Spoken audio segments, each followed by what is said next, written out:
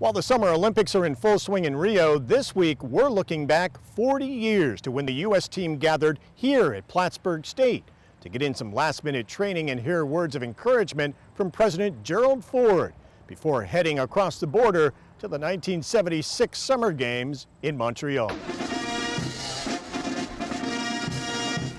Ladies and gentlemen, the President of the United States. It's really a great privilege and a very high honor to have the opportunity to be here in Plattsburgh and to participate in the ceremony where all of you are taking off for Montreal. Let me congratulate all 400 or 500 of you for the accomplishment and the achievement of making the American Olympic team in 1976. And on behalf of all Americans, 215 million of us, good luck and God bless you. After the president's speech, thousands lined the streets of downtown Plattsburgh for a send-off parade for the U.S. Olympic athletes who boarded vans for the trip across the border to Montreal and the Summer Games, famous for Bruce Jenner's gold medal in the decathlon and Nadia Comaneci making Olympic history with her 7 perfect scores and 3 golds in gymnastics. Montreal celebrated the 40th anniversary of hosting the Summer Games just this week with a free concert by the Montreal Symphony Orchestra for tens of thousands of spectators who gathered on the Esplanade at Olympic Park. There have been special events held all this summer to celebrate the 76 Games when the world converged on the city of Montreal. You can listen to more of the concert on our website at mountainlake.org. And joining us now are Kevin Doggery and Tom Lacey, 2 of the players who are on the team of local All-Stars that played that exhibition game against the U.S. Women's Olympic basketball team on the campus at Plattsburgh State. Welcome. Nice to have you here. Thank you. Tom, you had just finished your junior year at Plattsburgh High School? Yes. And Kevin, you had just finished your first year at SUNY Canton. Right. How did this all come about? This wasn't planned weeks or months in advance. This sort of came about at the last minute. I got a phone call from Jeff Holmes, and he said, we got a scrimmage against the U.S. Olympic women's basketball team, and are you interested in playing? I said, sure. And, the next day, I believe the game started maybe at 7 o'clock. We're thinking it's a scrimmage, no one there, and the place is packed. I've never seen Memorial Hall so crowded in my entire life. I had never played in a crowd as big as that in my life. I think they figured 1,700 to 2,000 people packing that gymnasium. It was all of that, and I can remember going out to shoot a little bit before we actually went back into the locker room, and the place was filling up, and we were like, whoa, this is a little bit different than what we thought it was going to be. So you thought it was going to be a scrimmage? Yeah.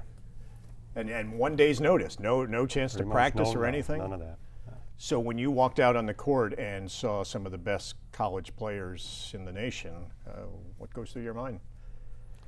Well, we were basketball nuts, I mean, we knew everybody's name, and we had all the magazines, and so we were very familiar with most of the girls on the team, with the names. It was quite an honor.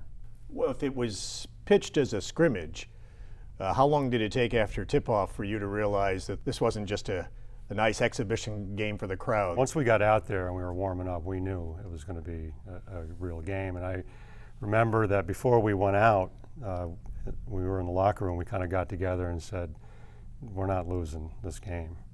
That wasn't like a macho thing, but that was like, look, we're going to go out here and play in front of all these people. We're going to play as well as we can and try to win.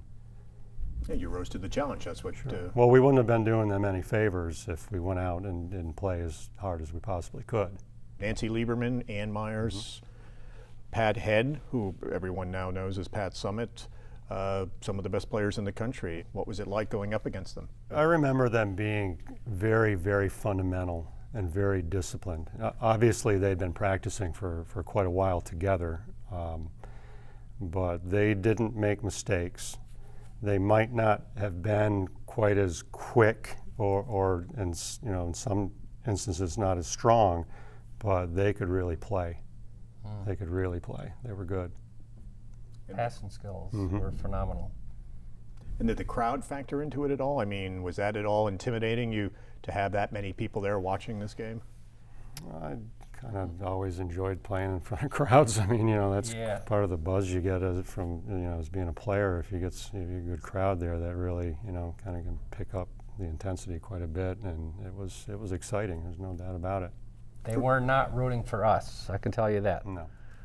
They were rooting for the women's team, and which is totally understandable. Yeah, but we were locals, they knew were us. Cheering for the Olympians. Yes. What was the highlight of the game for you, Kevin? For me personally, early in the game, I had to cover Lucy Harris, I believe, from Delta State. She was an All-American. She was their biggest player, and because I ended up playing her inside, and she posted me up down low, and I'm a guard, but I was in there anyways, and she tried a post move, and she turned, and I blocked it, and the crowd oohed and awed, and she came down again, and she wanted the ball. She was competitive. She wanted to, take it to me, and she did, and I blocked it again, and then that was probably the last time that I tried to do that, but she was very good. She's very strong, a wide body. She's tough. Did she keep wanting the ball? Did she eventually want to be able to make the move? And exactly. Yeah, she had something to prove. They all did. For you, Tim, what was the highlight for you? The highlight for me was actually guarding Pat Head, who I never knew that she'd be the coach that she ever became, and also Ann Myers. I guarded her for a while, but going to the basket and getting my shot rejected by Pat Head, sent it out of bounds. The crowd loved that one. I don't normally go to the basket. I just shoot from the perimeter, so that's the only reason why she blocked my shot. And plus, I can only jump that high. But she gave me a little look, like, don't do that again. Well, as the years went on, did it make it easier knowing that she went down in history as the winningest coach in the NCAA? She obviously Definitely, had a stellar career. Yeah, utmost respect for her. It's too bad, about her death. Yeah, we lost her just a few months ago. But Yeah. So at the time, though, who would have known that she would go on to have such an amazing career? And just a few years after the '76 games, when the women won the silver in Montreal, she coached the 1984 team to the gold medal. What did the players say to you guys after the game, after you won? I think that they were appreciative of the fact that we played as hard as we did, and it was a great game. I think that they were happy with. Obviously, they didn't want to lose, but I think they were happy with their experience. Yeah, they ended up winning the silver medal. Unfortunately, they had to play Russia in the championship game, and Russia had a 7-footer on their team that was unstoppable. We were rooting for them, obviously, to win the gold, and obviously we could say we beat the gold medalists. Saying that we beat the silver medalists is still pretty good too. What was that time like here in Plattsburgh to have 400 Olympians here in the city before they headed up to Montreal? It was very exciting. We would walk up to the Fieldhouse, during the course of each day and watch different people work out. Dwight Stones, we watched Dwight Stones high jump. He was a fascinating athlete. Houston McTeer and a few others, Bruce Jenner, Sugar Ray Leonard, Frank Shorter, a whole bunch of them. Frank Shorter, great marathoner. And yeah. Of course, Bruce Jenner winning the gold medal in the decathlon in the '76 games. Still remember that Sports Illustrated cover? I think everybody does. Yeah, it was so much fun. So the president came to town also to wish the team well, to send them off. That was very exciting. Big crowd. I know that he addressed the athletes first and then came up to the Fieldhouse to address the public, and it was big.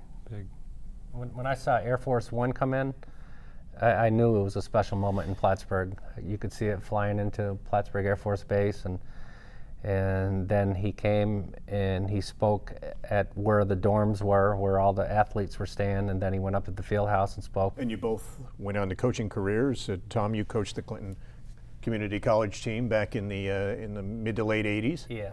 And Kevin, you've been coach there now for almost a dozen 12, years. 12 years now, yeah. Little did you know that you were playing up against one of the the best coaches in the nation.